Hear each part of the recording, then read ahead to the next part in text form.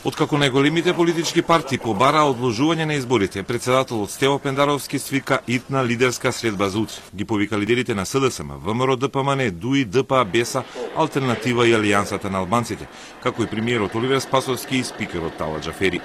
Лидерската средба ја свикав со една точка на дневниот ред, можност за одложување на парламентарните избори закажани на 12 април 2020 година. Предходно, на истото сценарио, одложување избори, речиси симултано повикаа председателите на СДСМ и на ВМРО ДПМН, како и представниците на сите релевантни политички партии. Како и од кога сите беа едногласни. Здравието на прво место, а битката со корона е приоритет пред изборите. Затоа што здравието и безбедноста на граѓаните немаат и никогаш нема да имаат цена. Затоа, почитувани граѓани, во вакви услови, повеќе од јасно е дека условите не дозволуваат нормално спроведување на изборите.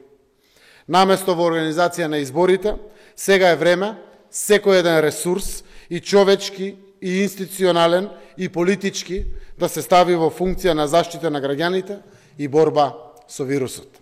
Токму кога се предвидувањата за пикот на здравствената криза во Република Македонија ќе треба да се одржат превремените парламентарни избори. Со вакви анализи и предвидувања изборите би значиле отварање на нови жаришта со коронавирусот. Замислете ден на избори кога во една просторија, каде има гласање на илјадници избирачи кои ќе заокружуваат со пенкалок, има личен контакт со членови на избирачкиот одбор. Во овие кризни моменти ова е ситуација кога човек одбира помеѓу личниот и интересот на државата. И ова го велам од причина што сосема известно дека ВМРО ДПМН ќе победи на изборите со убедлива разлика. Но воедно, одржување на избори ќе значи изложување на илјадници граѓани под директен ризик за нивното здравје и ширење на коронавирусот. На Советот за безбедност, партиските лидери нема да бидат присутни иако сметаат дека воведувањето на вонредна или кризна состојба на целата државна територија е мерка за поуспешна борба со ширењето на коронавирусот. Сите мерки кои што се преземени кај нас дури предначат од оние земји каде што има прогласено вонредна состојба, но вонредната состојба некој пат се прогласува и заради алатка за менаџирање на ситуациите. Пред се мислам на здравствените аспекти. Не случајно земјите околу нас прогласија вонредна состојба и Албанија, и Косово, и Србија, и Грција. Гледам веројатно и ние ќе се движиме на тоа, заради тоа што тоа е посериозна алатка за полесно и поуспешно менаџирање на ваква криза предизвикана од коронавирусот.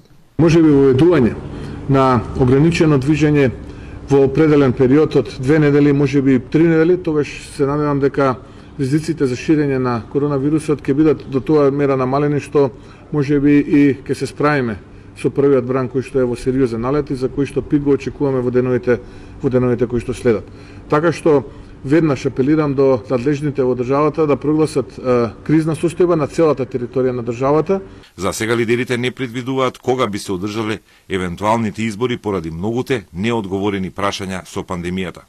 За одложување на изборите би требало да се собери да расправа актуелниот, иако распуштен собраниски состав. Останува статус кво за техничката влада, во која покрај владеачките СДСМ и ДУИ, преку министерот Шулев и тројца заменици министри, членува и опозицијската ВМРО ДПМН.